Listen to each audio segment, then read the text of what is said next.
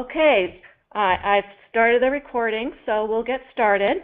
As I mentioned before, welcome everyone to this webinar on creating or enhancing your Chamber's tourism program with Nancy Millar, who is Vice President and Director of the McCallen, Texas Chamber of Commerce's Convention and Visitors Bureau. I'm Susan McGuire with ACCE, and I'm very happy to have you all here today. Before we get started, I'll just cover a few housekeeping matters. Please first remember to place your phone on mute to avoid background noise. We appreciate that. Second, we will have some time at the end of the webinar for questions. If you have any questions, please ask them using the question function of the webinar.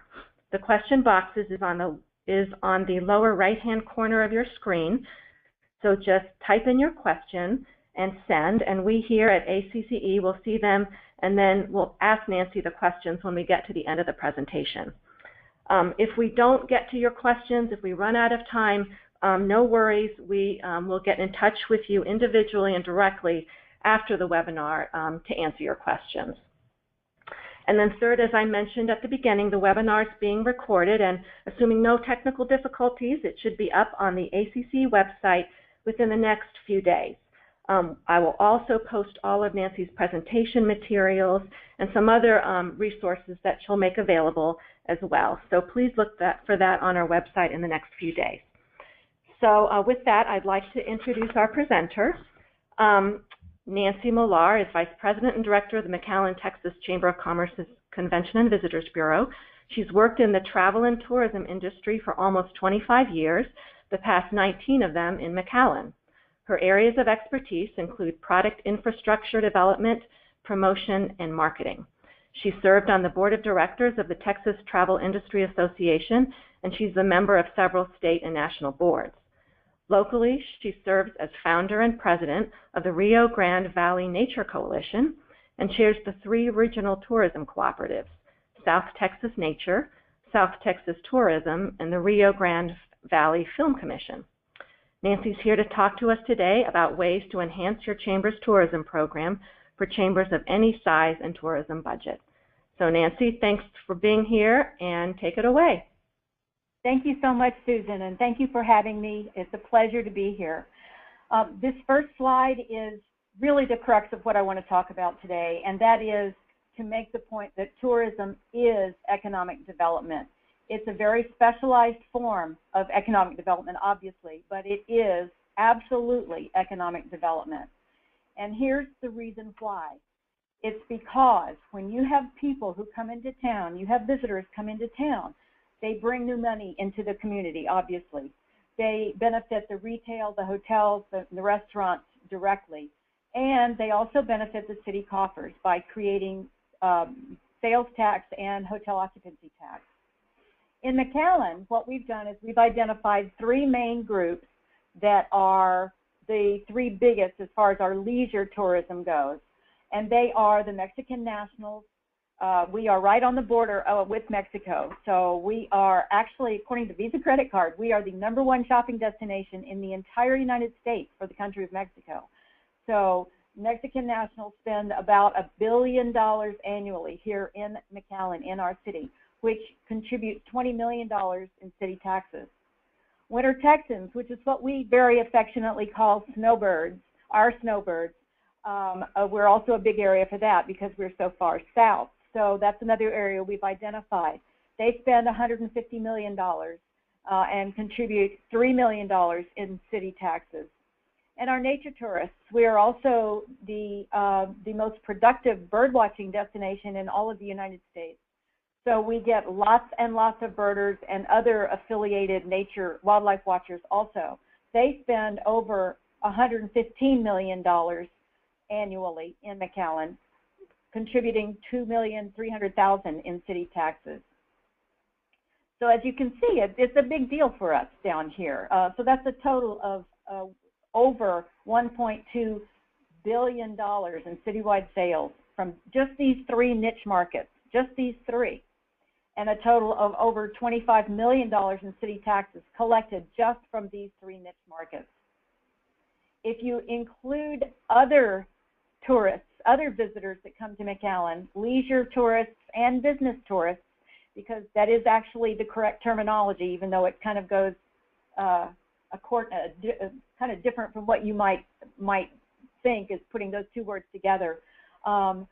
They bring in $4.5 million in hotel occupancy tax into McAllen, and just these two numbers together, it's over $25 million. So you can see how much it can affect not only the individual city businesses in your community, but also the government itself. It can be a major economic draw for your government also.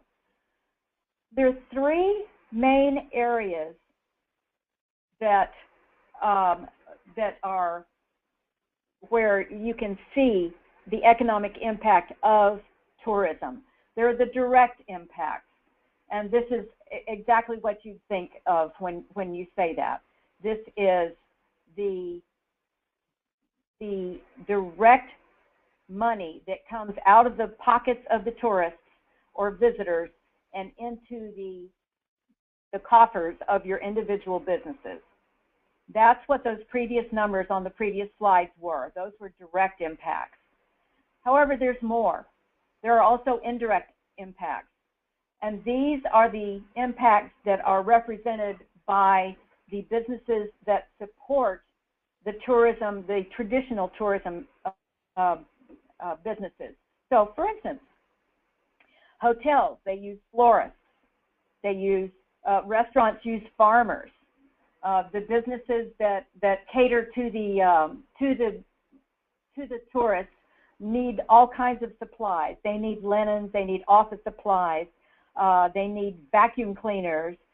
They need advertising. They need accounting work. They need everything. So it touches so many different places in your community. So if you didn't have these businesses that are specifically for the tourism, you wouldn't have all these indirect impacts either.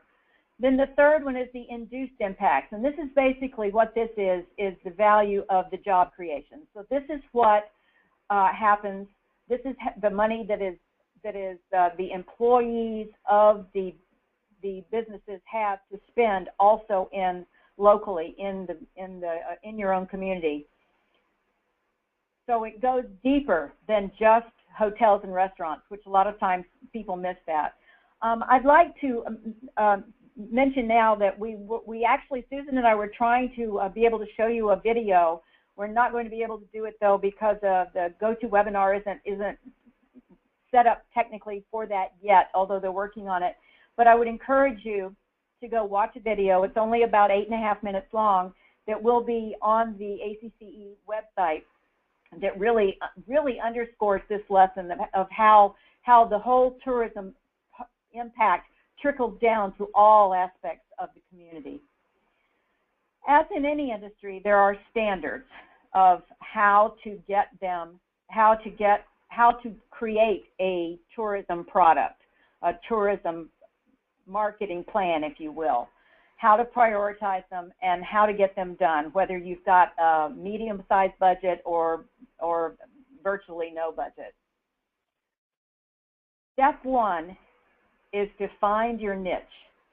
And if you aren't familiar with Al Rees and Jack Trout, I would also recommend that you consider looking at some of their books. They are gurus of marketing. They're very, very well known in the marketing world, and they have a lot of books that are very easy to understand and yet deep at the same time. So I strongly recommend them. But this is really a key. You find something that you already excel in, that your community excels in, and that's what you're going to concentrate on. Very few of us can be New York's or Orlando's or Las Vegas's, but we all have something that we can really hang our hats on. So that's your first thing. Think about what that might be. The second one is to come up with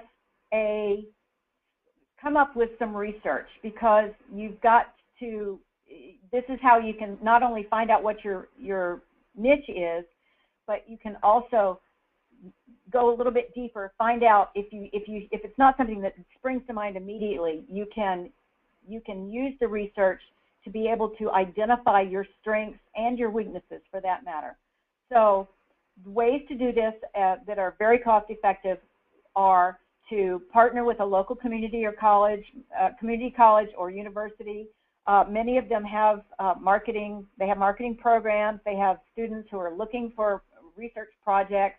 They may even have instructors who are doing their own projects. So go try that for something that's very very cost effective. And also look at your state destination marketing organization. The state organization that does the Convention and Visitors Bureau work will usually have a research arm, and they can give you lots of good information and also other resources. Some of the areas that you might want to consider looking in include the sports market. Maybe you've got maybe you're down south like we are, and you've got great weather, so you could really take advantage of that. Maybe you've got really good facilities and sports facilities and could work there. The incentive market, SMERF. SMERF is an acronym that stands for Student, Military, Educational, Religious, and Fraternal. So there are a lot of these little niche markets that have very large followings, and any of those could be really a good area for you to start with. For instance, down here we have, right outside of McAllen, we have a basilica, and there are very few basilicas in the country, so that is really good for us in working to attract some religious groups. And FITs, and FIT is another, oh, that's one thing, I'll tell you what, tourism is full of acronyms. FIT stands for Free Independent Traveler, and what that means really is just your individual travelers, people who come individually or as a couple rather than in an organized group. But look at the different areas where you could be very strong. You could be strong in geography. What if you're in a small town that's just outside of a large city and you've got a lot of B&Bs? Maybe that would be a wonderful way you could start working at being a weekend getaway for some of the people who live in the big city and want to break. Demographically, are you or could you market yourself as a retirement community with lists of activities especially targeted for those groups? Or psychographic, are you out in the country somewhere with lots of hiking trails and fishing holes or golf opportunities? There's so many different areas where you can go, but you may need to get some assistance in finding out those or identifying the strongest of those, because likely or not, you personally are not going to be in your target market. So what is appealing to you is not necessarily going to be what's appealing to the majority of people, where you would have a good opportunity to get in there. So step 2 is creating a marketing plan. And I would encourage you to be realistic on this. And I say that because if for instance, you don't have an airport nearby, then you're probably not going to want to go after some big conventions where people would have to fly into an airport and then drive 3 hours to get to you. That's just not going to be a good option for you. You can't force the fit there. If you're in a really windy place, you probably wouldn't want to get involved with hot air balloons, for instance. I mean, there's so many different areas. You really have to be realistic about what that looks like or what that could mean. One time I was pitching my board on some different ideas. And one of the things I had said was, I think we need to do something for our restaurants because we have lots and lots of smaller towns surrounding McAllen, to talk to those people about the fact that they need to come here for social nights out, to use our restaurants, because we really are the social hub of the area. And one of the board members said, but we are, so we shouldn't have to advertise it. Well, no, it doesn't work that way. You've got to let them know. You've got to give them the information that they need. So So this is just a quote from Yogi Berra that I really like. You need to know where you are. You need to know what's realistic, what's really going to work. If you don't know where you're going, you might not get there.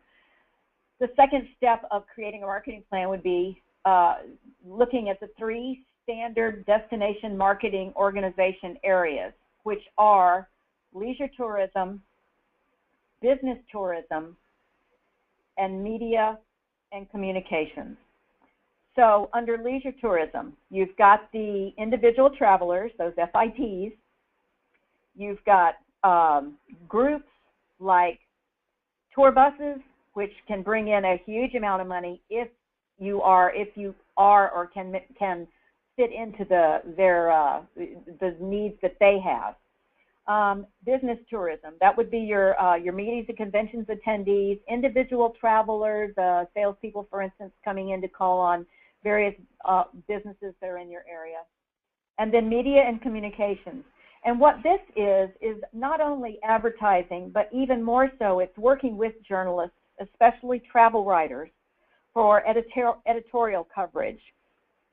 In the resources, you will find online at ACCE, you will find a list, a spreadsheet that we keep that tracks the editorial that we earn, and that's what it's called, is earned media. And the way we do it is, the way we ascertain the value of it is, you find out how much it would cost to buy that as much area as you're given. So if there's an article and it's a full page with editorial and photos, for instance, then find out how much it would cost to buy that page. And then that's one number. Then the second number is, research has shown that people are 5 times as likely to read an article as they are to read an ad. 5 times as likely. So what we do is we also take that number and we multiply it by 5 to come up with the effectiveness value of that ad. Now this is still a very conservative number because it does not take into account the fact that research also shows that editorial is 3 times as credible as an ad. So it doesn't take that into account. And it also doesn't take into account some like specialized placement, color, and things like that. So those are 2 different numbers that we track. This can help build awareness in your niche markets in a very positive way by doing this.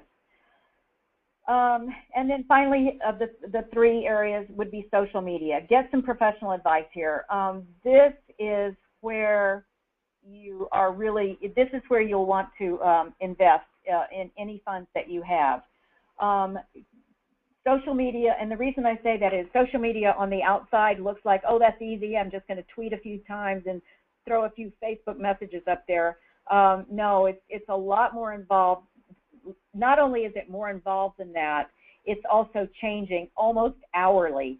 So it's really, in order to have an effective social media campaign, which I strongly recommend, you have to keep up with the times, and that's not easy because there's so many different platforms from which to choose depending on your niche market.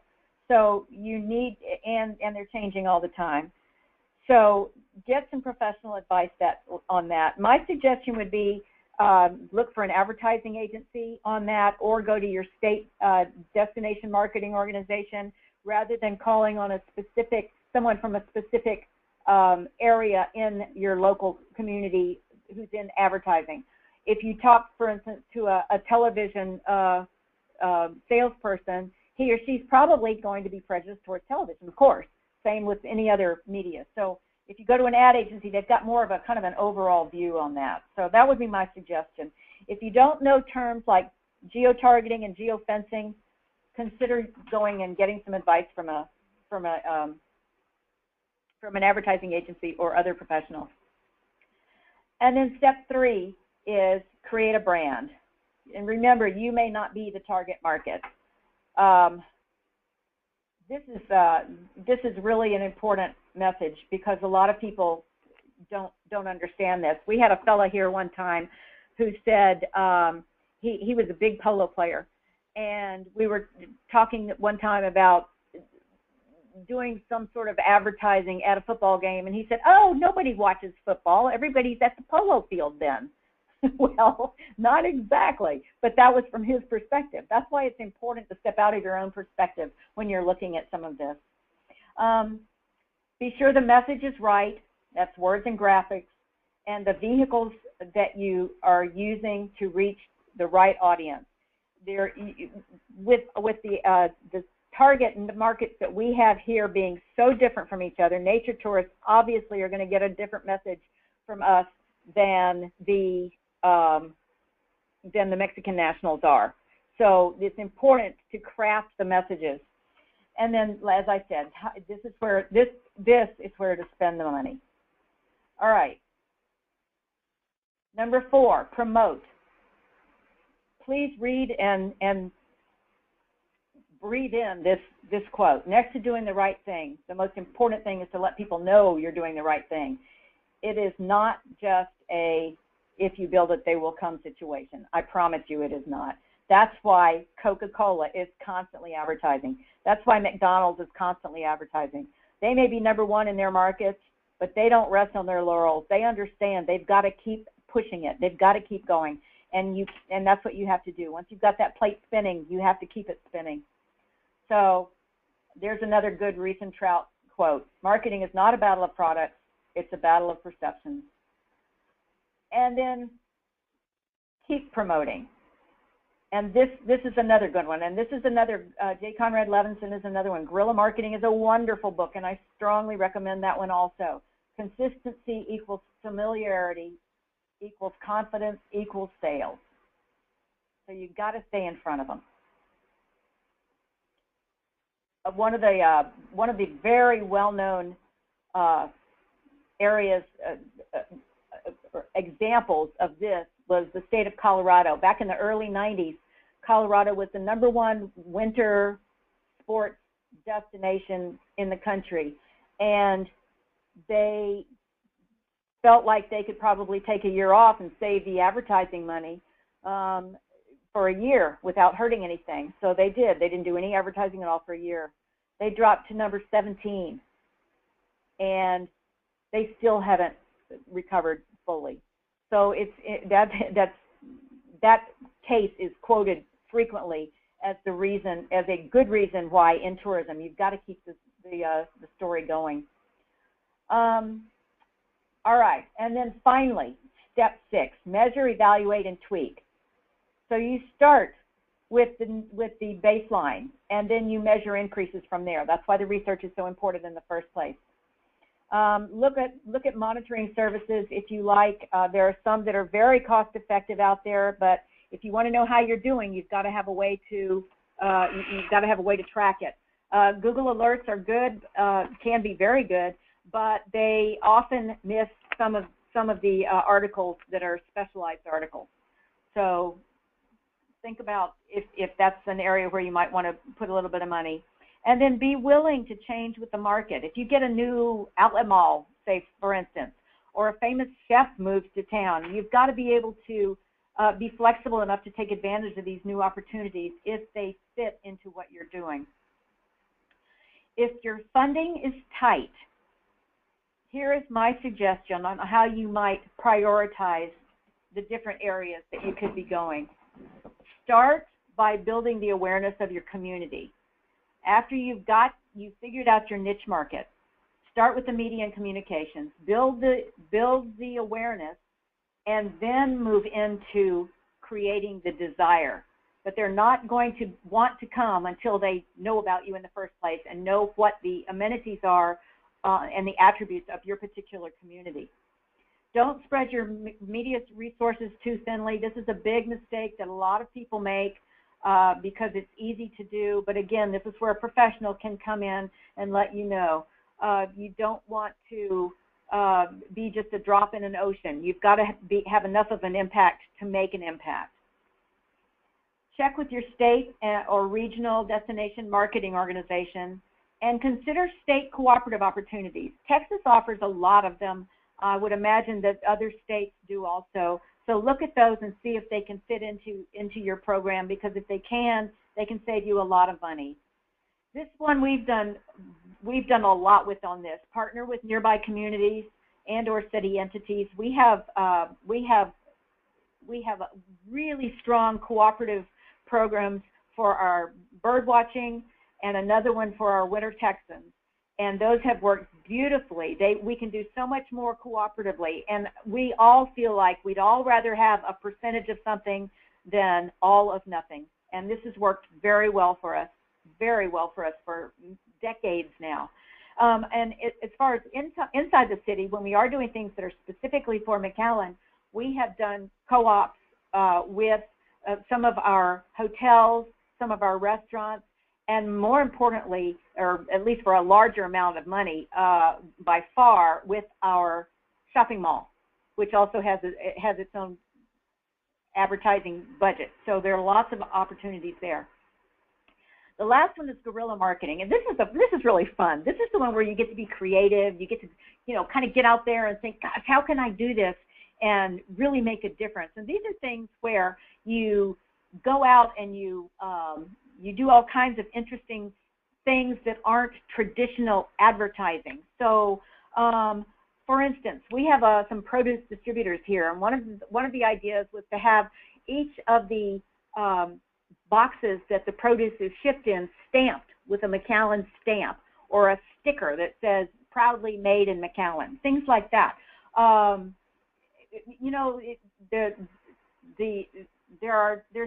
There's no limit to what you could come up with, but anything you can come up with, especially if you can get the locals involved, is going to be a win. But just put your creative hat on and just go to town with it. It's a lot of fun, really, to come up with the ideas. Here's where you can find some money. Obviously, the hotel occupancy tax. Your economic development corporation may be interested in helping here, because as we said earlier, it is economic development. It's growing that economic pie in your community. Income producing events. We do quite a few income producing events. The one that brings us in the most money brings in about $15,000 income over expenses every year. So that's there is an opportunity there. Ad sales in your visitor side, online, cooperative programs within your cities, non-traditional revenue sources. A couple of things we've done is we created a food truck park in our parking lot. So we are renting those spaces out to the food trucks, and now the city has a food truck park, which it didn't before. They were just kind of scattered about. We have a creative incubator, and that's low rent studio space for emerging artists, and we rent those out and help them with some management type of oversight, and that's another opportunity. There are a lot of things that you could do like that. If you don't have enough money to start a full-blown program at once, you can step it up over time. So maybe the first 2 or 3 years, you start with the media awareness, where we're really working on social media and getting in there. Then you move onto the media and communications to branch out there. Then you move into the leisure and or business marketing, depending on where you're going with that and where your strengths are. So here are the takeaways, the big takeaways from this. If you want to increase tourism, you've got to, in your area, you've got to support it. You've got to support it financially. Confer with your tourism professionals about infrastructure plans and decisions. For instance, if you're getting ready to create a parking garage, bring in your tourism professional, because maybe he or she will say, you know what, that's a great idea, but maybe you could leave a little bit of a few hundred feet on the side for the big tour buses to park, so we can work for them to come in. Little things like that, but can make a big difference to how many tourists you can actually accommodate in your community. Here's where you can find qualified tourism professionals. Ask your state tourism office. Check your local colleges or universities for people who are graduating or contacts that they may have. And look at nearby successful destination marketing organizations. If you're close to a big town, they may have a director of one of the Convention and Visitor Bureau departments who would be very qualified to start a program in a smaller community and have the resources and the know-how to do that. These are some resources for getting into this and learning more. Destination Marketing Association International, DMAI, is the overarching organization for the travel and tourism industry for convention and visitor bureaus. Public Relations Society of America is a really good one for learning a lot about social media and how to attack that beast. And then state industry associations. Texas, for instance, has a very strong Texas Tourism Industry Association. It also has a Texas Association of Convention and Visitor Bureaus. Both of them are very good organizations, and they do a slightly different things. They have slightly different focuses. So your states, I know, have some overarching organizations too, and they can help guide you to the right places to find even more resources and the people who could help you put this together or give you the training that you might need to go into this and be as successful as possible. That is the end of my presentation. I wanted to give you this, my contact information one more time and let you know I would be more than happy to answer any questions that I can, whether it's now or later on. If you want to give me a call or shoot me an email, happy to do it. And I just will say good luck to all y'all. It's a wonderful area. You can do so much economically for your community if you take tourism seriously. Thank you very much. All right, thank you, Nancy, for that great presentation and for sharing your expertise and contact information. If any of you all now want to ask her any questions, the way to do it is to type your questions into the question box on the lower right-hand corner of your screen, and I will see them, and I will ask Nancy the questions, and she can answer them on the webinar. And as she indicated, if you'd rather contact her directly, you have her contact information as well. Nancy, we have one question. Let me see. Hold on one second. It says she missed what a HOT is, H-O-T. What's a H-O-T? Hotel occupancy tax, sometimes called bed tax. Okay. And then we have a couple questions. They're very curious about the event that nets you $15,000. Could you talk a little bit more about that? Sure. That one is actually, again, we were taking advantage of one of our strengths, which is our warm weather and the fact that we attract so many snowbirds down here, which, as I said, we call winter Texans. So what we did is we created a travel show and invited other convention and visitor bureaus and cruise lines and travel agencies and other destinations to come set up booths, and then we invite the public to come in, mostly the winter Texans. We get somewhere in the neighborhood of 12,000 people who go through there, so it's become a very, very popular show, especially for the communities that are on the way home. Most of our winter Texans come from either Canada or the Midwest. So the people, what they're trying to do is get people to stop and visit their communities on their way back home at the when spring starts. So that's something that we were able to take one of our strengths and figure out a way to make money for it, make money with it. So it's probably not something that you could take away and do yourself unless you happen to, be in a similar situation. Okay. Nancy, can you provide contact details for DMAI and PRSA, or if you could let me know what they are, and I can put them on the website as well if you don't have them offhand. Sure. Yes, I will do that. I'll give them to you, Susan. Okay, good. Okay, here's another question. As a regional entity, what are some of the best practices for helping smaller towns see the benefit of tourism as a regional economic impact? That's a really good question. One of the things that's worked really well for us is, as I mentioned, is the fact that we do a lot in the outdoors, and I would really recommend that that be one of the areas that everybody look at to see if it's something that you can work with, because the way that the trends are going with the baby boomers retiring now, that generation, and the millennials, both of those generations are very interested in being outdoors and getting a little more familiar with Mother Nature, if you will. And that, of course, would be where the smaller communities would have the advantage over the larger communities.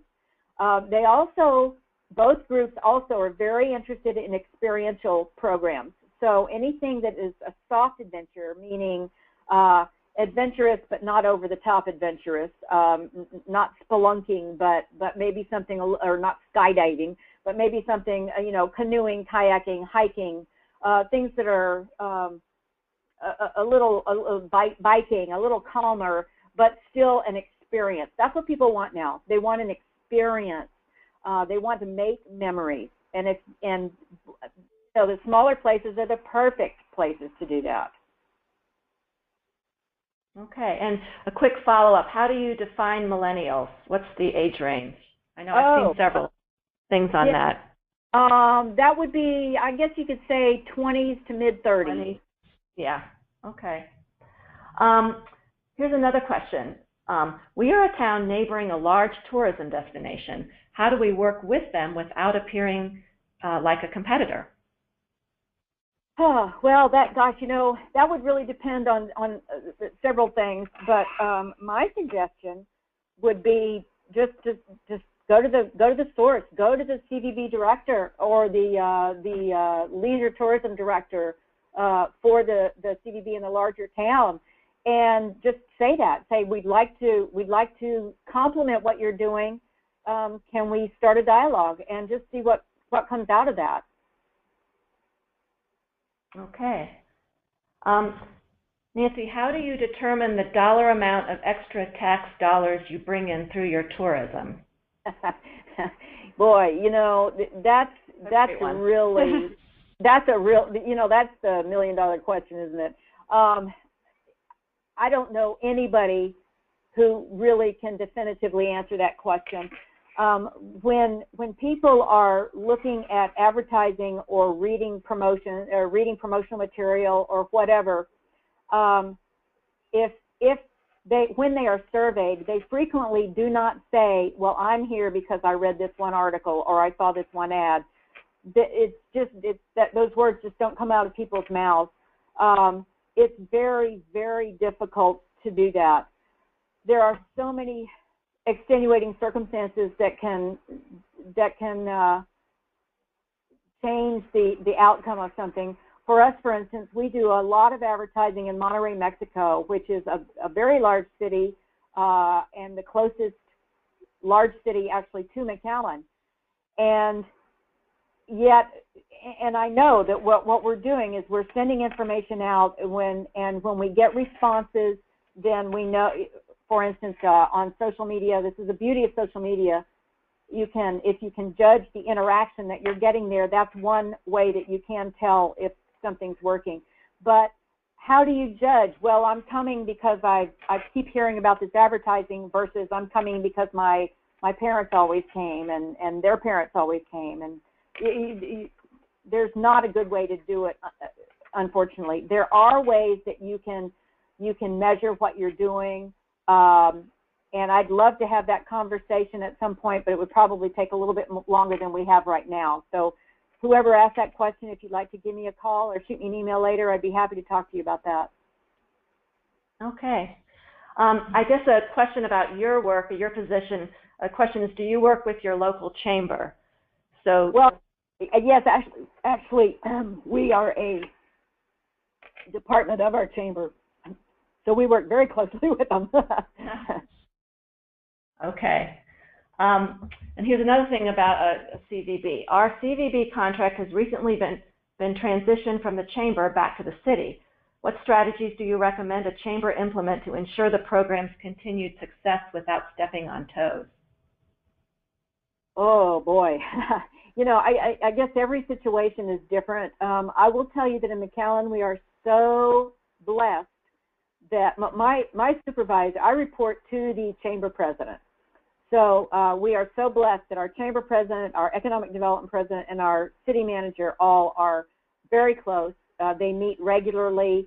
Their communication is superior, and I really think that's one of the reasons, that's one of the big reasons that McAllen has done so well in so many different areas, because they are constantly talking so that and strategizing and discussing problems and opportunities, so that when something might happen that might be considered a stepping on the toes, either it's headed off before it happens, or the other person's going to say, you know, I know this person, and I know he wouldn't do that. So they'll talk it out rather than become offended. I think so much of it is about communication, and certainly that works for me too. I have a very good relationship, obviously, with the city, the chamber president, but also with the city manager and with the EDC and other major players in town. I think it's very important to stay out there, and it's very important that your tourism people have a seat at the table, so that those kinds of misunderstandings don't happen. Okay. Another question: what is your annual budget at McAllen? The CVB is about $1.2 million. Okay. All right. I don't see any questions any more questions right now, but I'll wait a minute or two and just remind everyone that Nancy mentioned a video that her group produced, and I will post a link to that when I post this recording on our website. She also mentioned a spreadsheet that she uses to evaluate the value of media and communication options. I will post that, as well as her presentation itself. One follow-up question about the annual budget. She says, I'm asking because here we have pressure to become separate as our budget grows. Do you have any thoughts on that? Separate from the chamber? Yeah, I think the CVP is separate from the chamber, yes. You know, there are advantages and disadvantages to every situation like that. And someone else earlier had talked about being a part of the city. All of them have advantages and disadvantages.